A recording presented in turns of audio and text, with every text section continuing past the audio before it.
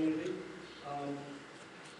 Obviously, most of you are from here, so you know our department is small. We have basically 10 officers total. We work 24 hours a day, 7 days a week, so we don't have a lot of resources. Our budget isn't high enough, even though the mayor would argue with me that it is, that we can do a lot of drug cases and stuff that we have come up here. And we live in a nice, quiet little town. Absolutely we do. But we would be very naive to think that there's no drugs here, because they're everywhere. And unfortunately, they're getting worse. The types of drugs are getting worse. The effects of drugs are getting worse, and everything that involves with it gets worse. So for us small agencies here in Richland County, there's one thing we can do, and that's partner up with other agencies to try to get a bigger grip on the problem and get some resources to help us with our problems when we come across them. And that's where the Metrich Drug Task Force comes in. Metrich is a 10-county drug task force, and I don't know all the counties names do, but it's all the surrounding counties around here, plus some, that work together and get funding from the state. You can do that, because you know that's why we do it. And they're able to, any information you have, and he'll get into that more, about things you see, things you suspect, tip information can be sent directly to them. They have a contact number or that they can submit it to. You can bring it to us and we will forward it to them, and we work together in that way to, they compile all this intel and put cases together. Without people's eyes and ears, we can't solve this problem, because obviously we can't be everywhere at once, and we don't see what happens 24 hours a day in your neighborhood. So your eyes and ears are very important, and if you don't take a stand in what's going on in your neighborhood that shouldn't be, your neighborhood will get ran over with some of the neighborhoods we've seen, not locally, but in other areas that got ran over by drugs, and all the good people basically had to move out because of the trouble and the theft. So with that, I'm going to turn it over to Steve. Steve has been a go-to for me forever. So I would do anything this gentleman asked me to do, and that's staying alive.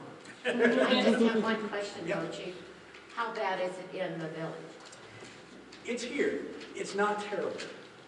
But I'm not naive enough to say that it's not here. We've seen every type of drug that's out there. Okay. And we just had last year, we had a significant arrest out here just outside of, right near the interstate, where we had a lot of methamphetamine, like, what was it, $16,000 in cash, stolen gun. So we seized all that, and they assisted us on that case as well. There's several cases that, things we're working on trying to put together, so tips and information is important, so if you have any, let us know. When David and I were growing up, the main drug in Bellville was marijuana. People like to grow it. Yep. It's still here. I assume the harder stuff is coming, but I know there's been some meth labs that's been busted on Honey Creek. It's here. One thing that I'll say real quick that we battle here in our valley, our community, is there's a lot of pride here. A lot of families don't want to say, hey, Johnny's got a drug problem. And then by the time they get to the point where they say something to me or him, it's too late. They've been taking of all their savings, all that, because that's all these people will do for steal for their next fix. It's a problem. And people will keep quiet. They won't say anything. And then by the time it's so bad, there ain't a lot we can do at that point. So we're trying to get people to get in front of us so we can maybe help them, get them the help they need, get them off of it. It's a battle, but it takes a team to do it, not an individual. Okay. Yeah. Is it you guys that do the DARE program that I'm doing right now? Actually, this year the Sheriff's Department's doing it. Next year we'll be doing it. But because we didn't have an officer trained, we will have one by next year. So, and virtually about every car we stop, probably 6 out of every 10, you get marijuana out of it. It's that prevalent, and it's everywhere. Everybody thinks it's okay to do that. I'm not going to argue that fact one way or the other, but it's still illegal as far as I'm concerned. I have another question. Yep. What kind of issues do we need to be looking for school? Peer pressure is always the one. I mean, the ones that are involved in it, she probably knows who they are or has an idea. The biggest thing you can do if you see something, say something. You're not going to be the narc. You can do it anonymously. You can come see us privately. Just give us the information so we can fix the problem or at least help with it. We can't get it out of there unless we get that system. Is the harder stuff hit the high school? It's Steve can tell you. It's a little bit more. It's there. It's not overgrown with it, put it that way, but there's people out there that experiment with it, I'm sure. Can you give us a Last one. Can you give us a ballpark figure of how many overdoses we had in 19 within the village? Ballpark. And how many were We've had fatal? overdoses in our village. That is correct, yes. We probably had Yeah. somewhere, we didn't have a ton, but more than you would think. We probably had somewhere between 8 and 12, I suppose. I'll be darned. And one of them was fatal that I know of from last year. We've had a lot of close ones. We just had, if you read the reports in the paper, we just had a guy laying in the middle of 97 in the middle of the night. We had the Narcan. So, my opinion of that is he just didn't end up there. He was probably with somebody. They thought he was dead. They rolled him out of the car Oh, geez. and kept going. But it's here. Like I said, it's here. I'm going to turn it over to Steve so he can give you some good information, and then we'll do some more questions. All right, so my name's Steve Blues. I'm a sergeant with the City of Mansfield, assigned to Metrich Drug Task Force. I don't go into too big detail, but it's 10 counties. Mansfield's the hub, the main office for the 10 counties. Each county handles their own problem, but we assist each other if needs to be. But we work our own county, so we work with Bellville, we work with Mansfield, the county, Shelby. So we work the whole county from our Metrich office in Mansfield. So some of the things that we're seeing in Mansfield, in our area, surrounding the whole county here, is heroin, but no longer is it actual heroin. There's a little bit of heroin, it's mostly fentanyl. So I'm sure you've heard about fentanyl. So it's coming from overseas, China, things like that. They're ordering off the internet, or they're bringing it in from Chicago, Detroit, and then they're selling. It's a lot cheaper than heroin, and it's bigger bang for the money. So like, I'm sure you probably already heard, like a sugar packet of fentanyl could kill 500 people. So that's how strong and deadly it is. So these overdoses that he's talking about, what's happening is they're mixing this heroin with the fentanyl, and they're not chemists, so you can't get the right mixture. So this person might be getting a little bit of heroin, this might be getting a little bit of fentanyl and heroin, and this person's getting all fentanyl. And that's when they're overdosing and dying, or having to be Narcan, which, in your question, the answer to Narcan, it's a blocker, opiate blocker. So it blocks the opiates going into the system. It shuts all that down and soaks it up so it stops doing its course. The opiate stops running its course where it's going to kill. So, and they're going through that like candy. I mean, squads or, I don't know, Bellville, you guys carry it? We carry it, and now we have to carry Narcan for ourselves because if you touch this stuff going through a car, we could overdose. So we carry it for ourselves in Mansfield only because there's a full-time fire department. They're just as close as we are. So, but we carry it for ourselves in case one of our detectives or somebody gets it, we can get to them right away. So we talked about heroin and fentanyl is the major thing right now, but methamphetamine is definitely making a big impact in our area. It kind of started on the outskirts of the bigger metropolitan area, and now it's worked throughout the whole county. And the heroin users, fentanyl users are using meth, which is two opposite drugs. We got one's a depressant, one's a stimulant. So meth makes them, I don't know if you ever hear, you guys listen to Skinner, you hear somebody out in the middle of the street running around with no clothes on, naked and paranoid, that's somebody on meth. Somebody that's knocked out at the wheel of a car, slumped over the wheel, that's somebody on heroin or fentanyl. So it's two totally different things. And it affects people different ways, so you never know when they take it, how they're going to react. But in law enforcement, we'd rather deal with people on heroin because they're not so dangerous to us or to you guys. And they're going to steal and do it, but they're not violent. People on meth, they're violent, and they're going to cause problems for you, us, and themselves. So that's what we're dealing with right now is methamphetamine, and like you said, marijuana is kind of like on the back burner. We don't even have no way, because they passed that farm bill, we don't even have a way to test, differentiate the difference between marijuana and hemp. So we have no way, you could have a semi-truck full of it, we don't know, we couldn't charge it, but we don't know what it is. And then the governor signed that bill where CBD oil, you can sell in the supermarkets or the drive-thrus. Now that's supposed to be 3%, but they're getting it in, and it could be 75%. That's why these kids are using that stuff. And those vape pens, you heard about, they're putting those marijuana in those cartridges. And I never knew that that could cause you to act violently or anything like that. But Tony Tabasco, our crime lab, he's a forensic scientist, he's saying if you get it concentrated like 75% of THC, that could affect a kid who, certain kids, not all kids, but that can make them be violent. Because I know up in like Madison, we've had an incident where a girl, just a little girl, she became very violent on it. And it took like 3 or 4 teachers to get her, and a couple of police officers. So, yeah, so marijuana's on the back burner. We don't have no way of testing it, but it's, like Chief said, still illegal. Once we can test it, we can tell you that. Yeah, and once we figure that out. Go ahead.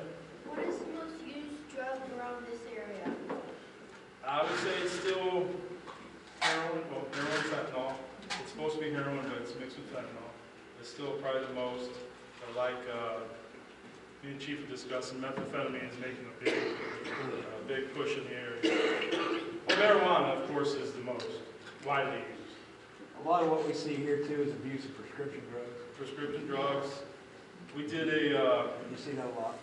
yes, we did a federal investigation with, we partnered with the FBI and DEA, and we did a wire, whereas we listened into these drug dealers' phone calls.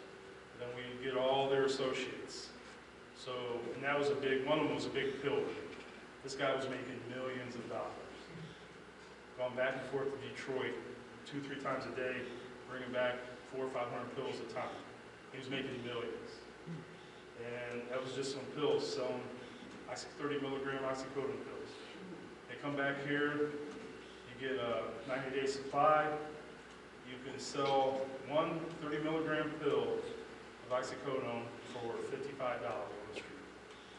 So you take that times a 90-day supply, it's a lot. So that's why, you know, if you get your elderly and things like that, have pills laying around, you got kids, grandkids, make sure you get those pills and keep them put away somewhere so those kids don't have that. And we do the drug take back twice a year Yes. to get those unused Get those prescriptions pills out of the there. street. Yep. Encourage people to do that. Yep. Well, I've been on oxycodone in a short time, you know. I don't like the feel. I don't either. I mean, why would anybody want to go around that feeling that way? But there's people in pain that, there's a reason. I mean, there's people that need it. Well, it's not pain, but I took them in 10 days. Some people like- can't tolerate pain like that. Well, maybe that.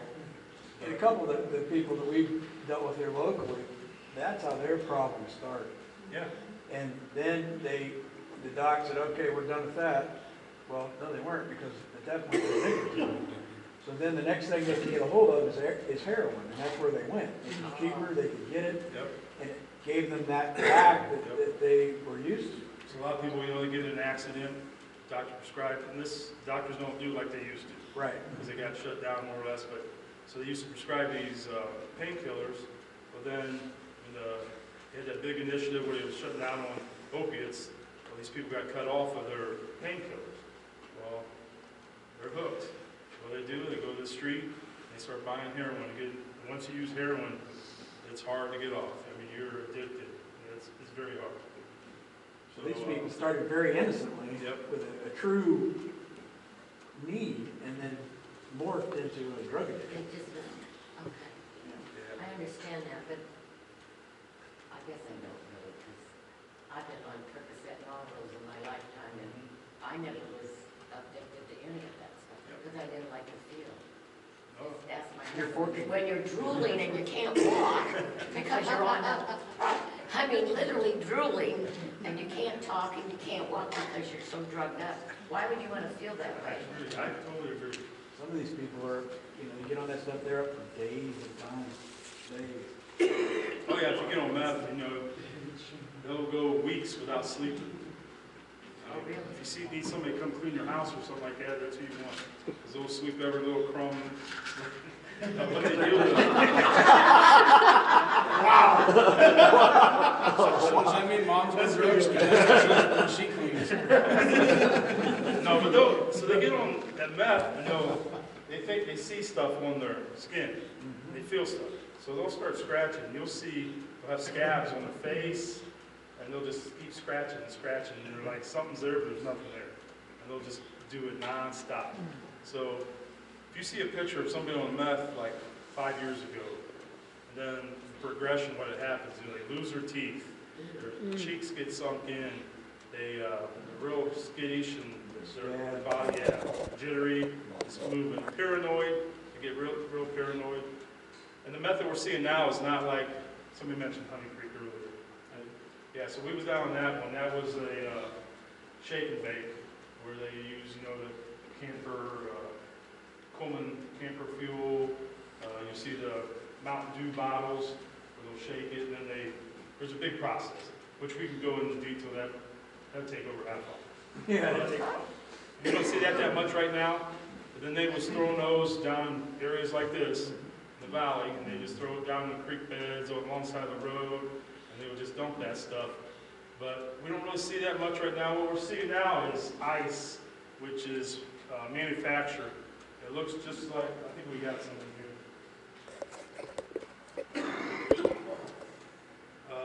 Yeah. Pass this around, or you guys can. So this stuff here is what it looks like now. It's called crystal meth, it's called ice, and that's what we're seeing now. And you can pass that around everybody so you can look at all the different. Is there much crack cocaine anymore? We're still seeing crack, and what they're doing with crack, they're mixing fentanyl with crack. Oh, gee. So we're seeing cocaine and crack. It's made somewhat of a comeback. But like I said, it'd probably be heroin first, fentanyl, heroin, then meth, and then crack, coke, and pills. Those would be right up there with They're also mixed, aren't they smoking some of the marijuana and some stuff, something? Oh yeah. So it's tainted with other stuff besides this marijuana? Well, then you got synthetic marijuana, which is called posh. So what they do with that is they get these chemicals from overseas, China mostly, and made these laboratories over in China. And it comes over here, and you take a Damiano leaf or marshmallow leaf, you see the health food store, big bags of it. It looks like green vegetation. But they take that and spread it out on a big old table or whatever, and spray it with acetone. And then what they do is they mix the acetone with the powder, spray it all over it, let it dry. Those chemicals, you don't know what's in it, it's coming from some lab in China. So when they're spraying that, when people smoke it, and then you don't know what kind of reaction you're going to have to that because it's chemicals in his leaf that they're putting in smoke. So it makes them violent, kind of like meth. Run around, no clothes on, running from a tree, thinks the tree's chasing him or whatever. We had them hiding in the ditch thinking somebody was after them alongside the road. I had clients like that when I worked at John Yep. I saw the baby that was addicted to cocaine, born with it. I wouldn't know what marijuana looked like if someone gave it to me. naive I am when it comes to drugs. Yeah. That's It's kind good. of Marijuana's stuff. got a real distinct smell. Once you smell it once, you. Well, I've smelled it, but I've never, Just go for Cleveland Stadium. somebody's you'll be been fine. smoking it, so I had to look at the plant. Go to a Browns game. Go to a Browns game, it's there. Is that what the problem is? They're all on marijuana? What bands are? Is the bath salt still We popular? don't see no, not too much bath salts. That was big at one time. Trouble being stupid. They were selling those like drive-throughs, Kmarts, and things like that. But we don't see those too much right now. We took down a store locket full of those little vials. There's vials and crates that we took down one time with those. No, yeah, I got to see what I was just at a concert, heroin where looked bags like. were all over the Oh, yeah. bathroom floor. You know, I was like, no, I think I know what to do. Of course, there were empty bags. Yeah, all over of the course. So, yeah, those are the biggest things. Things to look for is like the syringes. They'll throw their syringes down. You'll see little plastic baggies. The ends of them is what they package all the drugs in. So you'll see a bunch of ends of plastic baggies, sandwich bags. You'll see straws cut off. That's how they store the pills and the drugs. I think a lot of the stuff is in there, some of the paraphernalia that you'll see. Discarded Mountain Dew bottles would be a shake and bake method. As far as neighbors, you suspect, you'll see cars in and out, foot traffic. People stay 5, 10 minutes and leave. Just people in and out that doesn't seem like they fit in the neighborhood or fit in with the people that live in the house.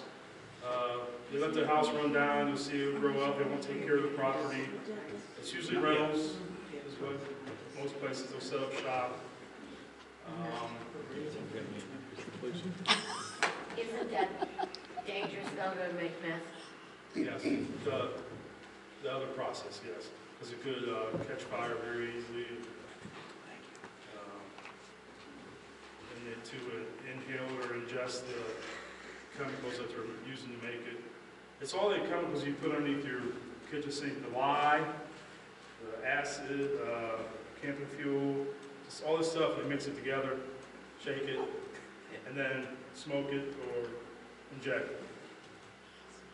Just the thought of having lye in it turned me off. Is huffing still an issue with the kids? Once in a while you do still get some of that. Not a whole lot. I haven't heard that in a while. Yeah, it That hasn't used to been, be pretty big for kids. but once in a while they'll try anything. Like, was it doing the Tide Pods at one Yeah, time? Tide Pods. What's Tide Pods? Tide. Laundry detergent? Laundry detergent. Oh, really? Yeah. I told you I'm naive about this stuff. My question is, how do they, like, who wants to be the first one to try it? Exactly. Who is that? They said it's like a chemist most of the time. It's the broke person that can't afford the drugs. Yeah. They're like, The guy don't this have to run around naked. works. That's right. Well, you know what? And when they mix this stuff, or they sell their heroin, they get a new batch in, they call people testers. So they'll call these addicts, and they'll say, hey, I got some stuff. And they even have in their phone contact Marissa tester, Sean tester. And they come and test this stuff. So they're like, they're coming in and testing this stuff, and they're waiting to see what happens after they use it. Do they fall out, or do they? And it could be like something like they dropped off 97. He could have been a tester, Possibility. and they just dropped him off because the stuff was bad. How much do you get from Mexico? Do you get a lot? A lot of Does it come them. across the border, does it come in Yes. cars and stuff? Every way they can do it. Every way they can do it. Well, I've been down at the border, you know, and I've seen them tearing a brand, when we were there the last time we were down there, tearing this brand new $50,000 truck apart. Mhm. I mean, they were ripping this piece by piece. Yeah. You'd be amazed where they put it. Yeah, so for every one that they get, there's probably 1,000 they can Get get. by. Talk Get a about, lot from Chicago. Is Shelby still one of the top cities in the nation for heroin? Are you talking about, what's her name?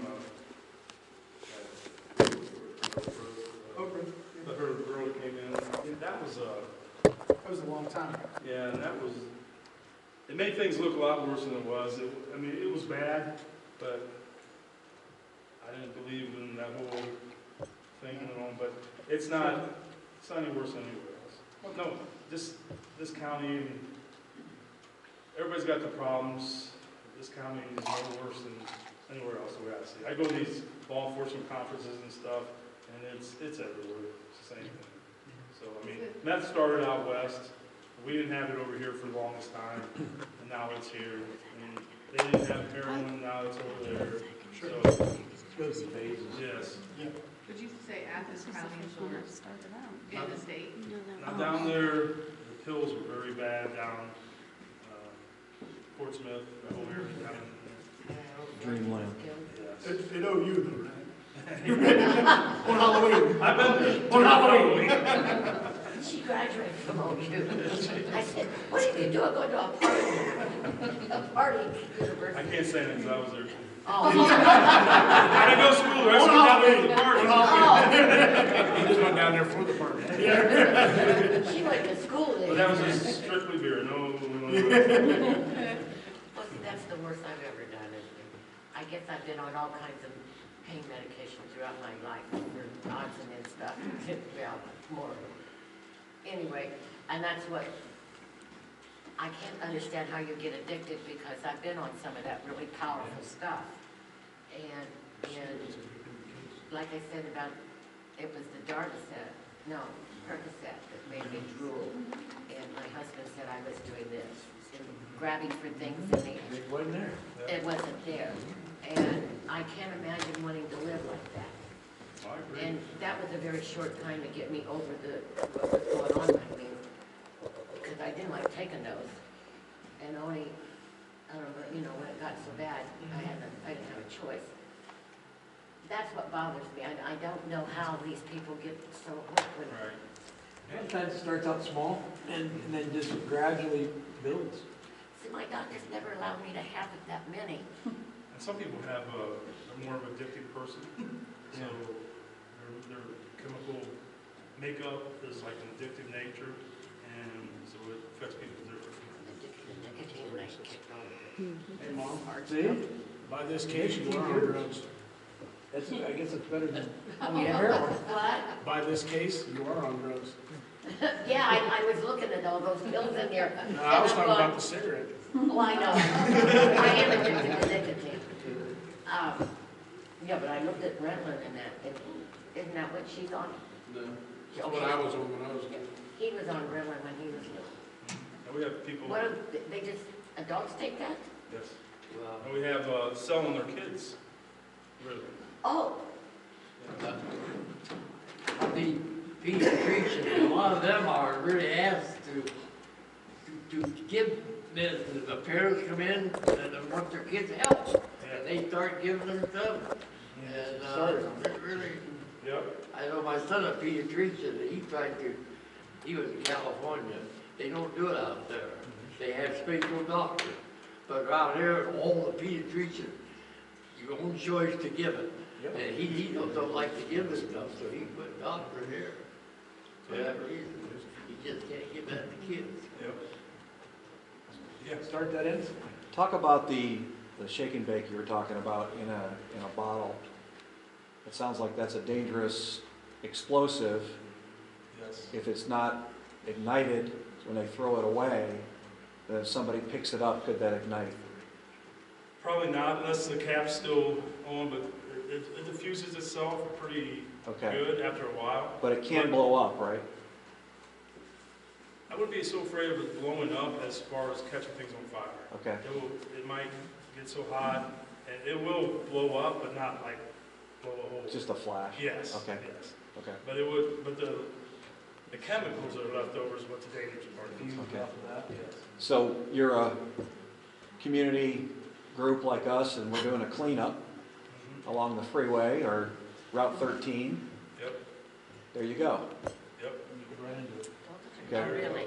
Probably needles too, right? And if it's something that was recently left, yeah, it's still flammable and it's ignitable. Okay. Yep. Because they do a lot of rolling labs trunk of So, cars yeah. and whatnot.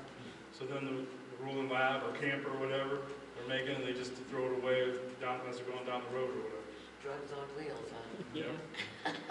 Yeah. Is there a smell to the meth when they are making it? Yes. What's it I smell wish I like? would grow up.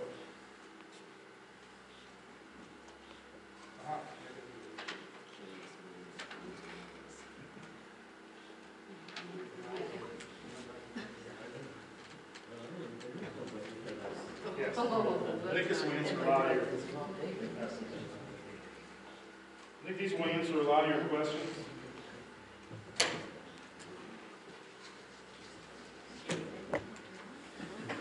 And how to report activity and things like that. I gotta take my dad home. You have a good evening. Yep, you too. And here's some, these are from the numbers that you can call. You put on your magnet on your refrigerator.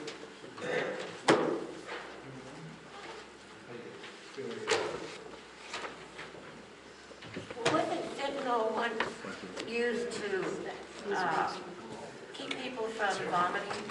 What's that? Was fentanyl used once for help people No, from fentanyl's those vomiting? pain medication. Oh. You ever see those patches that people with slow release patch for pain? That's what fentanyl is. That's why it's so powerful. They put in those patches so the release is very slow. And So then, is that more, if you're gonna need fentanyl, would it be better to use the patch or, oh yes, yes, that's, well, not if I want any. Isn't fentanyl, It's isn't not fentanyl in fast. the strongest form a tranquilizer for animals? yes. Car Car fentanyl, okay, Yes. okay.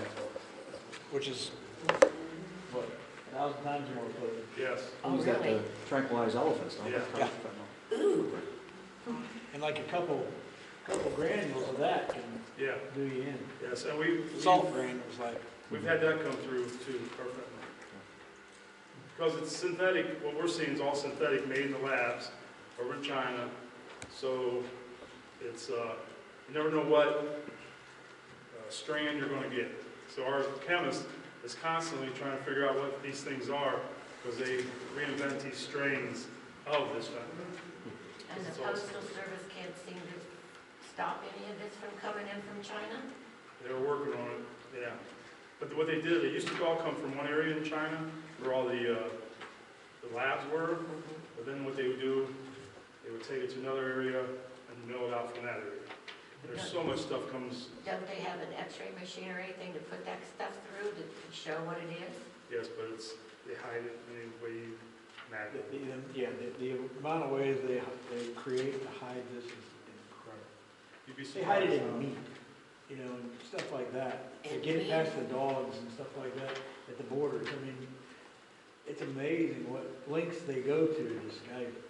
They ingest it and carry Well, it. yeah, I home. know they do that with the heroin and balloons or something, don't they? Then they fish it out later. Imagine that. Or sometimes people die Or, from yeah. that. Or it breaks open and they die from it. I saw that on television. So when they take trips to, you mentioned Chicago, so our biggest suppliers is Chicago, Detroit, and Columbus. So most of our drugs come in from those areas. So when they're on the street traveling, they usually take a girl with them, and the girl, where she hide it at? Oh, yeah. Yeah, so, and some girls can hide a lot of stuff, because we've had, so we interview people afterwards, and there's been, like, big softball sizes that they brought in, and we're never gonna tell, because there's no way we can do anything about that. It's against the law for us to, I wish there was some kind of scanning machine or something. Well, they have one in jail, but you Yeah. can't just take somebody to jail and run through a scanner. Yeah. I mean, it violates their rights. I mean, on the street during car stops and Yeah, things like if there was that. something like that we had, that would be nice. Well, on Live PD, they had a woman in there one night that she kept saying, but every time they kept looking, they brought in a woman police officer. They kept pulling out all this, out her bra everywhere, down her pants, and the next thing they knew, she was gone somewhere. And came back, and sure enough, it was where they couldn't get to, but that woman, the police officer, could. It's That was down in amazing South what they do. Carolina. I watched that show because every stop they make has got marijuana or drugs. And I'm thinking, That's right is that what happens to you? That's right here. And I will say, Bellville, it's down here, but yeah, it's still pretty good area. We were fortunate with the one we got last year. The female on that one, or the female on that one, she got 22 years. And he got 27 years, the other guy. Gee, I live right, we live right here and I don't even know this stuff. Yeah, but that stuff actually came out of Columbus. They were moving to keep away from the supplier, because he was after them. They stole it. Columbus, Oh, Mount yeah. Vernon, Did you know that, Paul? Right here in our town. This place could You be know, up down here and I wouldn't know if you it. think about it, you know, we always think about 71 being between Cleveland and Columbus. Right. And that's true. But we also have a road that parallels that route that's not patrolled as heavy by state patrol. And that's right here going our main street through Yeah, town. I know, 13. And they use it. So, I mean, it could be going through here any day. But, you know, another thing to keep in mind, and then we'll cut out of here, but another thing to keep in mind that these people that do drugs, it takes money. $55 a pill takes a lot of money if they're on that. So you're going to be the victim of how they supply their, Yeah. because that's the biggest driver for them stuff. yeah. Usually starts with their family. Yep. Starts dealing from their family first. Well, I learned a lot. I don't know about the rest of you. Yes, she had a question. I'm actually going to make 3 positive statements. So we talked a little earlier about excess pills, if someone passed away or somebody no longer needs those medications. The Myers store, right by their pharmacy, has a drop box. Downtown Mansfield Police Department has drop boxes. So they do the big ones twice a year in the spring and the fall. Right. But you can drop those excess medications every day at the secure drop boxes in some of the police departments. Secondly, you talked a little bit about Narcan. So there is training through the health department for us as individuals to learn how to use Narcan. It's called Project Dawn, and Dr. Baca in our community is the one who presents that. And that is who supplies our department with Narcan to have in our cars. Dr. Baca is one on the opiate task force for the entire county. So they do, I'm not sure if they're doing it down here with the sheriff's department yet, but they do send individuals to houses in downtown Mansfield area if they've had 2 overdoses. So there's an outreach response group that goes to those houses, Well, check. tries to get them Try to get them into treatment. treatment. So Either for that if somebody individual. overdoses now, they get a recovery packet. We don't arrest people that overdose. Right. They get a recovery packet. And then, like she said, there's a team that goes out and responds. Well, I knew you didn't arrest them once you got them, you know. And Unless there was something going on. Normally going to the hospital. The other thing that just opened is the county does have a detox facility now, that once you go through the detox, you can go into residential treatment here in the county. And then there are at least a half a dozen or more treatment providers in our community. So there is what's known as the Mental Health Board's one-pager. It's actually And a front we've got back. that, yep. And those are available widely to get people to treatment, like Chief was saying. If we can get to them before they're too far That's gone, the key, is getting to them early. there are resources in the community. And they, again, Mental Health Board will work on getting them into treatment whether or not they have insurance, so. Any cases we see in mayor's court that are drug-related actually get that one sheeter automatically to show them what facilities are available for them, what treatment plans are. And if they're low violent individuals, there is treatment drug courts that again can kind of, if they can follow those Keep them on a path. paths, it kind of lessens some of the law enforcement end of. All the drug things we run across, all that information goes right to his office. So we do that all the time. Why do you think Ohio is on like top of the list of in the state of, or in the United States? We're like, what, number 5, 3 or 5? Yeah, I don't know. I can't. I don't understand it. I think a lot of it is our location. We're centrally Because located. it's out from here, yeah. A lot of interstate systems traverse right through our major Yeah. cities. It's just like with the sex trafficking. Well, same Ed thing. Smith, Mm-hmm. Ed's office, was a good friend of mine. Uh-huh. And when I worked at John Family Services, he was there, and we were talking, he would say, if we see a car from Cook County, Illinois, whether we do, we better be keeping an eye on it. And that's when when heroin was big back then. So I knew a little bit, you know, and then he would say, if you see something from Detroit, we keep our eye on that one too. That's why I really appreciate these. I forgot to tell you, she is from 211, and we've had her here before, but she was invited back and wasn't told that we were going to reschedule. But she gave us some good information anyway, and you had a question? Well, just to respond to what you said, there's a book called Dreamland and a movie, and it answers your question about why Ohio is, it talks about Portsmouth, Ohio, and what happened to Portsmouth, and why it was a thoroughfare for drugs. So I recommend that.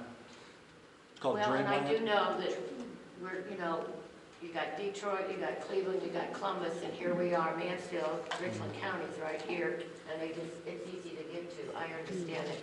And I'm 73 years old, and I'm so naive when it comes about this drug stuff, because I never used anything that wasn't illegal, and I never got addicted, thank God, on any of the stuff that I had to be on at that one time.